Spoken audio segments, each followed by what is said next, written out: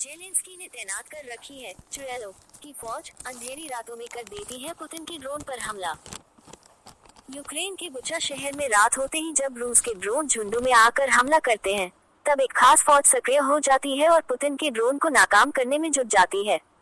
इस फौज को लोग बुचा की चुड़ैलें कहते हैं। यूक्रेन और रूस के बीच बीते 2 साल से भी ज्यादा वक्त से जंग जारी है। दोनों तरफ से लगातार हमले किए जा रहे हैं। रूस इस बात पर आमादा है कि वह यूक्रेन का सबक सिखाकर ही मानेगा, वहीं यूक्रेन रूस के सामने घुटने टेकने को तैयार नहीं है। दोनों देशों के बीच जारी जंग में अब यूक्रेन की एक खास फौज चर्चा में है। यूक्रेन के बुचा शहर में रात होते ही जब रूस के ड्रोन झुंडों में आकर हमला करते हैं, तब एक खास फौज सक्रिय हो जाती है और पुतिन के ड्रोन को नाकाम करने में जुट जाती है। इस फौज को लोग बुचा की चुड़ैलें कहते हैं। यह उन महिलाओं की फौज है जो रात के अंधेरे में अपने देश के आकाश की सुरक्षा का बीड़ा उठाए हुए हैं। ये महिलाएं दिन के वक्त एक अलग पहचान रखती हैं। इनमें से कोई शिक्षक है, कोई डॉक्टर, तो कोई ब्यूटी पार्लर में काम करती हैं। लेकिन रात होते ही ये महिलाएं दुश्मनों से लोहा लेने निकल पड़ती हैं। युद्ध की शुरुआत में 2022 ये महिलाएं खुद को कमजोर समझती थीं, लेकिन अब लड़ाई में सक्रिय होकर इन्हें आत्मविश्वास मिल चुका है। पुरानी लेकिन घातक हथियारों से सजी। बीबीसी की रिपोर्ट के मुताबिक बुचा की चुड़ैलें आधुनिक हथियारों से नहीं, बल्कि पुराने जमाने के हथियारों से लड़ रही हैं।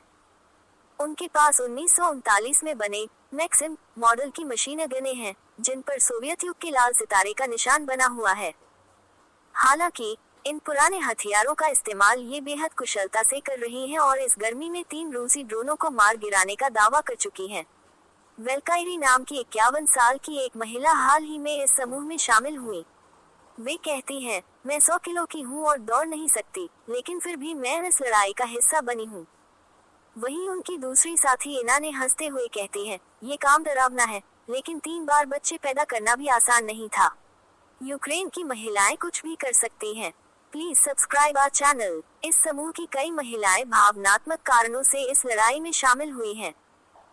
वेल्काइरी बताती हैं कि युद्ध की शुरुआत में जब उनका परिवार बुचा से भाग रहा था, तब एक रूसी सैनिक ने उनके बच्चे के सिर पर बंदूक तान दी थी।